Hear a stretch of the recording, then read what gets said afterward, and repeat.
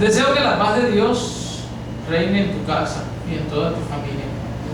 Jueves 2 de diciembre, un evangelio maravilloso. Mateo 7, versículo 21 al 27, un texto que le doy lectura cada vez que me invitan a hacer una bendición de hogar. Este es el texto que elijo, su texto preferido para esos momentos de oración en familia. En aquel tiempo dijo Jesús a sus discípulos: no todo el que me dice Señor, Señor entrará en el reino de los cielos, sino el que cumple la voluntad de mi Padre que está en el cielo. El que escucha estas palabras mías y las pone en práctica se parece a aquel hombre prudente que edificó su casa sobre roca. Cayó la lluvia, se salieron los ríos, soplaron los vientos y descargaron contra la casa, pero no se hundió porque estaba cimentada sobre roca. El que escucha estas palabras mías y no las pone en práctica se parece a aquel hombre necio que edificó su casa sobre arena. Cayó la lluvia, se salieron los ríos, soplaron los vientos y rompieron contra la casa y se hundió totalmente. Palabra del Señor.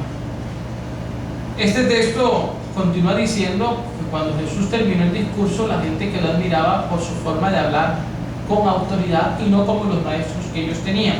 Empieza diciendo: no todo el que dice Señor, Señor entrará en el reino de los cielos. Y eso ya es un cuestionamiento especialmente para los que predicamos la palabra de Dios, para todos los que realizan, levantan las manos, hacen oración. El Señor no come de cuentos, no come de discursos, de palabras bonitas. El Señor mira lo profundo del corazón, no se fía de las apariencias, sino que ve en las profundidades de nuestro ser. No te confíes entonces. No todo el que clame Señor, Señor, Señor, en tu nombre expulsamos espíritus inmundos, hicimos milagros. No os conozco, dice el Señor. El juicio va a ser a partir de la misericordia, Mateo 25, 31. Podemos conectar fácilmente este texto para comprender que no es suficiente la palabra, sino la acción, el compromiso claro y profundo con el Señor. 3 ideas más sobre este texto. Ambos hombres escucharon la palabra, pero uno la practicó y el otro no. Nos demos cuenta que no es suficiente escuchar la palabra. Hay gente que se contenta: pero yo voy a misa todos los días, o voy a misa los domingos, o escucho la emisora Minuto de Dios, o escucho el programa, la Santa Misa en televisión. Todo eso es bueno, todo eso es importante, pero no es suficiente. No te contentes porque uno encuentra diariamente personas que creen que ya están cumpliendo. Es más, ni siquiera si hacemos muchas obras de caridad siempre vamos a ser siervos inútiles. Hemos hecho lo que nos tocaba hacer y siempre podemos dar más. Entonces, primera aclaración, o segunda aclaración mejor: no te confíes solamente con escuchar la palabra, hay que ponerla en práctica. Uno la puso en práctica, otro no. ¿Qué términos utilizan las diferentes traducciones para el que practicó la palabra de Dios? Inteligente, sensato, prudente, cuerdo, sabio. ¿Qué términos utilizan para el otro hombre? El que escuchó pero no puso en práctica, el que sabiendo lo que tenía que hacer no lo hizo. Insensato, necio, torpe, tonto, estúpido. Podríamos traducir en palabras más fuertes como imbécil, loco, imprudente.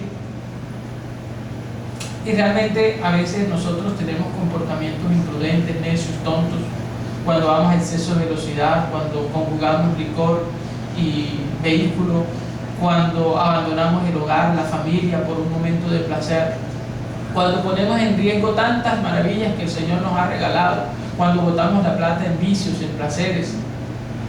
Qué necio, qué necedad, cómo nos tiramos la existencia, nos llenamos de preocupaciones tontas. Cuando uno acepta al Señor, cuando uno acepta su palabra, tiene tranquilidad, paz, armonía, alegría. Un punto final, y esta pregunta se la hago a las personas que bendigo en matrimonio o están en bendición de su casa, para que comprendamos que la bendición no es un cascarón, no es una carcasa, no es un protector frente a las adversidades del mundo. Tanto el que ora como el que no ora le vienen las mismas lluvias, las mismas calamidades, la misma enfermedad. El problema es de actitud. Yo les pregunto: ¿sobre cuál hombre vino la lluvia, el torrente, la calamidad? ¿Sobre el que edificó sobre roca o el que edificó sobre arena? Y algunos dicen: no, el que edificó sobre arena. no sobre el otro que estaba más fuerte. Y la palabra nos está diciendo claramente que fue sobre ambos. Queridos hermanos, las tragedias, las catástrofes, la enfermedad, la incertidumbre, los enemigos vienen sobre todo tipo de personas, los que rezan y los que no rezan, los que oran y no oran, los que leen la palabra y no la leen. El problema está en la forma como tú afrontes cada situación. Hay gente que con un problemita se hace un 8, entierra la cabeza, se embriaga o se tira de un edificio, o se ahorca o se mata. Hay gente que tiene un problema grande, más grande, puede ser un secuestro, la pérdida del trabajo, la pérdida del hogar, la caída de la casa, pero está imbuida, metida en la palabra de Dios y lo afronta con fortaleza, con dignidad, con esperanza y salen adelante. Entonces, miren ustedes, reflexionen ustedes, reevalúen ustedes cómo están enfrentando las adversidades. Llenos de Dios, si lo estás haciendo llenos de Dios, vas a salir adelante y te garantizo éxito, prosperidad y victoria. El Señor nos guarde, nos bendiga y nos llene de su santa paz. Amén.